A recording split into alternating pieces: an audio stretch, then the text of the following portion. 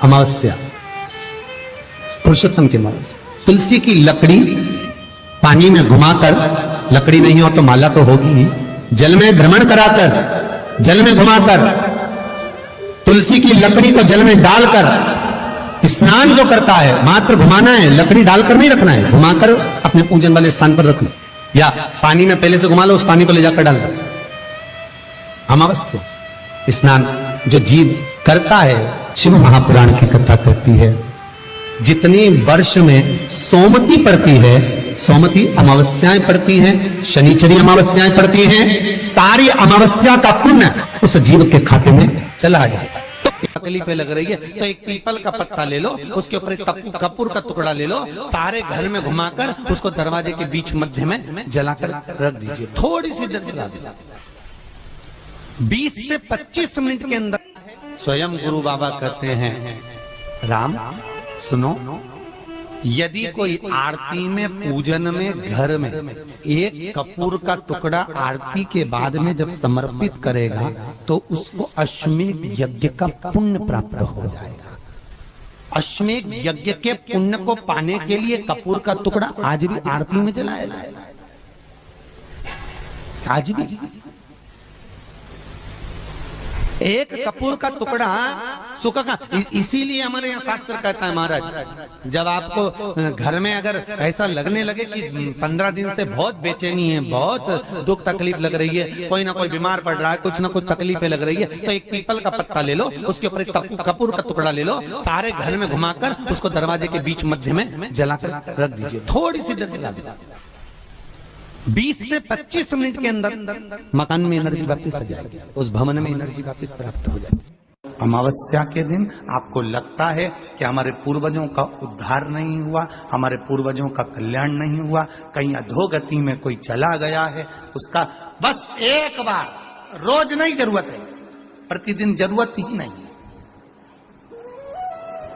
महीने में एक बार अगर अमावस्या के दिन भी आपने चंदन के थोड़ा सा चंदन अगर मेरे देवाधिदेव महादेव को 7 स्थान पर समर्पित किया है। अशोक यहाँ पर वर्णन कर रही है, मैना, धन्य और कला की कथा कह रही है। तीनों ने सनकादि ऋषियों से मांगा। चंदन भगवान को अति प्रिय होता है और चंदन ही एक ऐसा होता है जो पितरों को भी प्रिय होता है, जिसका स्पर्श मात्र लगने से पूर्वजों का कल्याण हो जाता है, वो चंदन है। 7 स्थान शिवलिंग के बताए हैं, जहां पर भूल से भी अगर कोई चंदन की उंगलियां लगा देता है, 7 स्थान ऐसे हैं जहां चंदन की मात्र उंगलियां लगा देने से ही शिव पितृलोक के पितरों को मुक्ति प्रदान करके वैकुंठ लोक का निवास देते। और वो 7 स्थान जो चंदन के बताए गए, पहला भगवान देवाधिदेव महादेव के शिवलिंग पर चंदन का लेपन, समझ लेना जरा बहुत अच्छे से। आपको लगता है स्वप्न में कोई मुर्दे दिख रहे हैं, या कोई जल रहा है, या कोई मर रहा है, या कोई चला गया है, ऐसा भय लगता है, बच्चों को मानी भेजूंगी ऐसा हो जाएगा, पति को मानी भेजूंगी ऐसा हो जाएगा, कोई हमारे कोई गलत तो नहीं कर रहा है, आपको लगता है। 7 स्थान चंदन के बताएं महाराज। पहला शिवलिंग, दूसरा जहां गणेश जी का स्थान है, मालूम है ना सबको, जम के बोलो जरा, मालूम है ना सबको, जहां गणेश जी का स्थान है वहां अलग से गणेश जी बैठे, वहां नहीं, शिवलिंग में जलाधारी के ठीक सामने, राइट में गणेश, लेफ्ट में कार्तिकेय, बीच में अशोक सुंदरी। तो पहला चंदन बाबा के शिवलिंग पर, दूसरा गणेश जी पर चंदन की उंगली, तीसरा षडानंद कार्तिकेय पर चंदन की उंगली, चौथा अशोक सुंदरी पर चंदन की उंगली, पांचवा जलाधारी पर चंदन की उंगली, छठा जो शिवलिंग का जल बह रहा है इसके ठीक विपरीत की ओर चंदन की उंगली, और 7वां चंदन नंदी के मस्तक के ऊपर जो दो सींग लगे रहते हैं उस पर चंदन की उंगली, ये कब लगाई जाती है? या तो अमावस्या के दिन आपको लगता है कि हमारे पूर्वजों का उद्धार नहीं हुआ, हमारे पूर्वजों का कल्याण नहीं हुआ, कहीं अधोगति में कोई चला गया है, उसका बस एक बार, रोज नहीं जरूरत है, प्रतिदिन जरूरत ही नहीं, महीने में एक बार अगर अमावस्या के दिन भी आपने चंदन के थोड़ा सा चंदन अगर मेरे देवाधिदेव महादेव को सात स्थान पर समर्पित किया है। अशोक यहाँ पर वर्णन कर रही है, मैना, धन्य और कला की कथा कर रही है। तीनों ने सनकादि ऋषियों से मांगा। चंदन भगवान को अति प्रिय होता है और चंदन ही एक ऐसा होता है जो पितरों को भी प्रिय होता है, जिसका स्पर्श मात्र लगने से पूर्वजों का कल्याण हो जाता है, वो चंदन का। तो किसी भी नवरात्रि के पहले जो अमावस्या पड़ती है, चावल की कटोरी में एक कपूर का टुकड़ा रख दीजिए महाराज, छोटा सा, और कपूर का टुकड़ा रखकर उस कपूर को दरवाजे के बाहर कटोरी में ही, चावल रखी हुई कटोरी में ही उसको पितरों का स्मरण कर कर जला दीजिए। और जलाने के बाद उस चावल को कहीं भी किसी भी वृक्ष की छांव में पक्षियों के लिए डाल दीजिए। शिव महापुराण की कथा कहती है, अगर मान लो पितर आपको कष्ट दे रहे हैं, पितर आपको तकलीफ दे रहे हैं, कोई काम नहीं होने दे रहे हैं, या कहीं आपको ऐसा लगता है कि पितरों का दोष है, तो वो पितृ दोष देवी, अब ये जो आप करेंगे ये कब कर रहे हैं? अमावस्या के दिन। आपने धूप छोड़ी ना छोड़ी वो पता नहीं, गाय को रोटी दी ना दी, स्वान को भोजन दिया ना दिया, कौवे को भोजन दिया ना दिया, चलेगा। पर जिस दिन अमावस्या के दिन पितृपक्ष समाप्त हो, उस दिन प्रदोष काल में, प्रदोष के समय पर, प्रदोष काल में शाम के समय पर जाकर किसी भी नदी, तालाब, बावड़ी, कुआं, कहीं ना कहीं जो आपके पास में हो, वहां पर एक घी का दिया, बत्ती का मुंह दक्षिण की ओर कर कर अवश्य जला कर जाना, सारे पितृदोष समाप्त हो जाएगा, सारा पितृदोष समाप्त। अमावस्या के दिन किसी भी जलाशय के पास में, नदी, तालाब, बावड़ी, कुआं, जो आपके शहर में, आपके गांव में, आपके नगर में हो, वहां जाकर लगा दी। अगर नदी, तालाब, बावड़ी, कुआं नहीं है तो पीपल का वृक्ष हो या बेलपत्री का वृक्ष हो या बट का वृक्ष हो, उसके नीचे लगा दो प्रदोष काल में। पर अमावस्या के दिन लगाएं जरूर। क्यों? क्योंकि अमावस्या 16 दिन तक पितृ मृत्यु लोक में आने के बाद में भोजन ग्रहण करते हैं। अमावस्या के दिन पितृ शाम के समय प्रदोष काल में शंकर भगवान का नाम जाप कर कर नदी, तालाब, बावड़ी पर पानी पीने जाते हैं। वहां से जल का आचमन कर कर पितृ अपने लोक को चले जाते हैं प्रदोष काल के समय पर। इसलिए प्रदोष काल में जलाशय के पास में, बावड़ी, कुआं, नदी, तालाब के किनारे पर दिया लगाया जाता है दक्षिण की ओर मुख कर कर बत्ती का, तो पितृ आशीर्वाद देते हुए जाते हैं कि फलो फूलो, आगे बढ़ो, उन्नति करो, तरक्की करो। ये पितरों का आशीर्वाद रहता है, पितरों का वर रहता है। आप देंगे उसको मिलेगा, कुछ करा ना करा। फिर अमावस्या के दिन, जिस दिन पितृपक्ष समाप्त हो, उस दिन दिया दक्षिण की ओर बाती का मुख कर कर लगा। महाराज सती मैया ने एक झूठ बोला।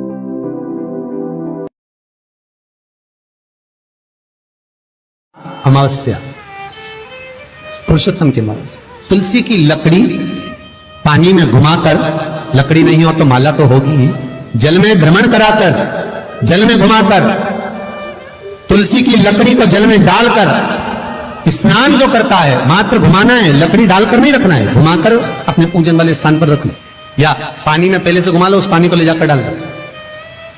अमावस्या स्नान जो जीव करता है, शिव महापुराण की कथा करती है, जितनी वर्ष में सोमती पड़ती है, सोमती अमावस्याएं पड़ती हैं, शनिचरी अमावस्याएं पड़ती हैं, सारी अमावस्या का पुण्य उस जीव के खाते में चला जाता है।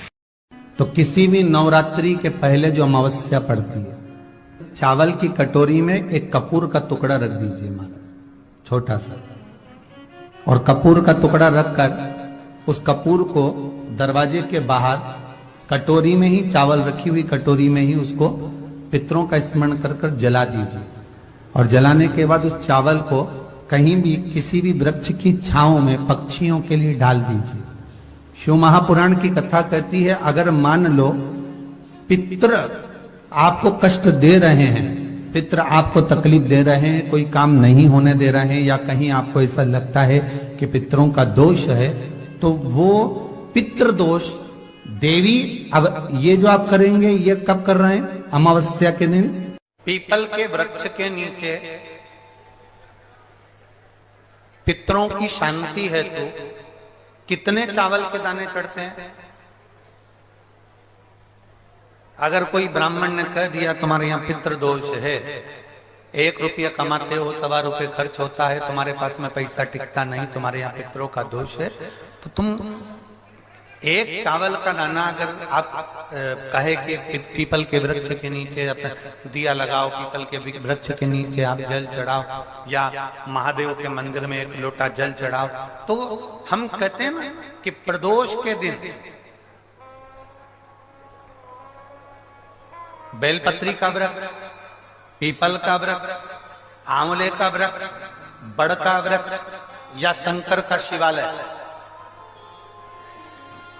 फिर से सुन लेना, पीपल का वृक्ष, बेलपत्र का वृक्ष, आंवले का वृक्ष, बट का वृक्ष या फिर शंकर का, जम के बोलो, शिवालय।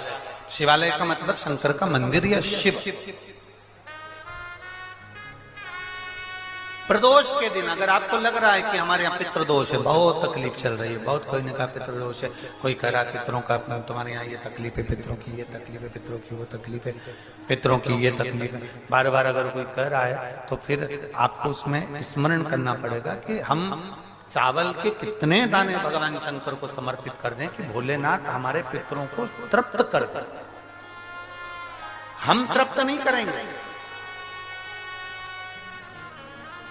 हमारी सामर्थ्यता नहीं है कि हम पितरों को तृप्त कर सकें। आप में से कोई है जो पितरों को तृप्त कर सकता है? संसार में कोई नहीं जन्मा जो अपने पितरों को, अपने पूर्वजों को तृप्त कर दे। गया जी का पिंडदान कर लो, तर्पण कर लो, तिलांजलि दे दो, घर में ब्राह्मण भोज करा दो, साधु भोज करा दो, संत भोज करा दो, तुम दुनिया भर का सारा 50 काम कर लो, उसके बाद भी तुम पत्रिका किसी को दिखाओगे तो वो भी कह देगा तुम्हारे यहाँ, फिर वापिस कहेगा कि पितृ दोष है। अब तुमने अभी इतना अनुष्ठान करा, इतना पिंडदान करा, इतना तर्पण करा, इतनी तिलांजलि करी, इतना इतना सब कुछ करा, इसके बाद वापिस पितृदोष आ गया, फिर वापिस पितृदोष। क्यों? दुनिया में ऐसा कोई नहीं जन्मा जो अपने पितरों को तृप्त कर। आप अपने घर के लोगों को तृप्त नहीं करते, जो जिंदा हैं वो उनको बोलो री भाई जीजियो, सही है कि गलत है? जो जिंदा हैं, माँ बाप अपने बेटे के लिए कितना भी कर ले, कितना भी, आखिरी में एक दिन बेटा कह देता तुमने हमारे लिए क्या करा।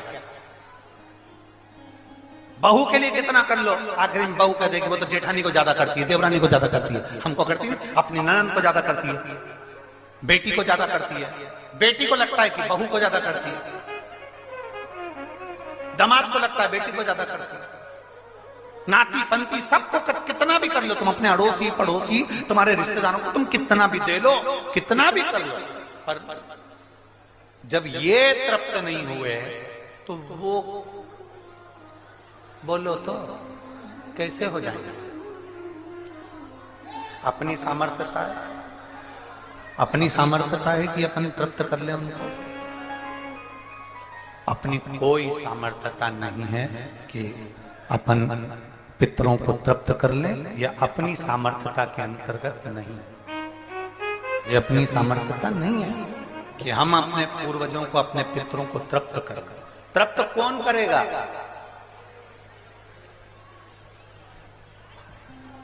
जिनकी शरण में पितृ है। वास्तु के देवता भगवान शंकर, काल सर्प दोष के देवता भगवान शंकर, जितने दोष होते हैं पितृ दोष के देवता भगवान शंकर, तो हम तृप्त नहीं कर सकते। अगर इनको तृप्त करेंगे तो देव अधिदेव महादेव करेंगे। आप 7 चावल के दाने, या तो पीपल, बेलपत्र,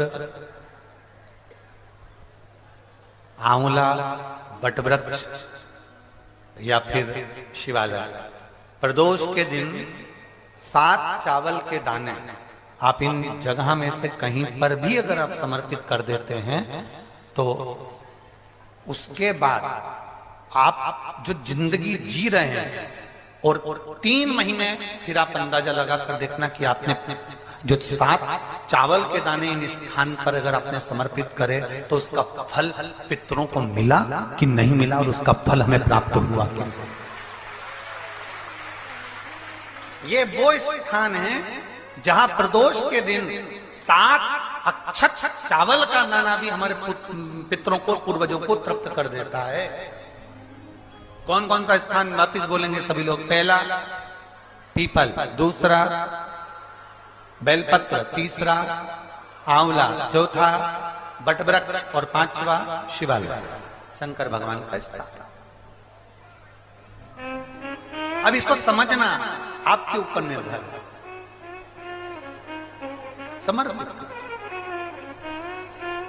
कभी मौका लग जाए, सारी दुनिया के लोग तुमसे कह रहे हैं तेरे घर में पितृदोष हो, 1 रुपए कमाते हो 1.25 रुपए खर्च होता, मानसिक टेंशन बना रहता है। घर में एक व्यक्ति बीमार है, ठीक हुआ, दूसरा बीमार पड़ गया, दूसरा ठीक हुआ, तीसरा बीमार पड़ गया, तीसरा ठीक हुआ, चौथा बीमार पड़ गया। मतलब कहीं ना कहीं पितृ का भाव, पितृदोष का वर्णन। किसी ने कहा तुमसे कि तेरे यहाँ पितृदोष है, तूने ब्राह्मण को भोजन करा दिया, पिंडदान करा दिया, तर्पण करा दिया, तिलांजलि करा दी, गया जी का श्राद्ध कर दिया, हरिद्वार चली गई, वहां पिंडदान करवा दिया, ब्राह्मण भोज करवा दिया, तिथि पर भोजन करवा दिया, सब कुछ करवा के देते। अब एक काम और करके देते, एक काम और करके देख लो। जब तुम घर में भगवान शंकर की आरती, तुम्हारे घर में शंकर जी का शिवलिंग है, भले काय का भी हो, छोटा सा, भले सियोर का कंकर शंकर हो, नर्मदा का कंकर हो, चाहे शंकर पारक के हो, पीतल के हो, स्टील के हो, लकड़ी के हो, जिसके भी हो, लोहे के हो, पाषाण के हो, जिसके भी हो, शंकर का शिवलिंग अगर हमारे घर में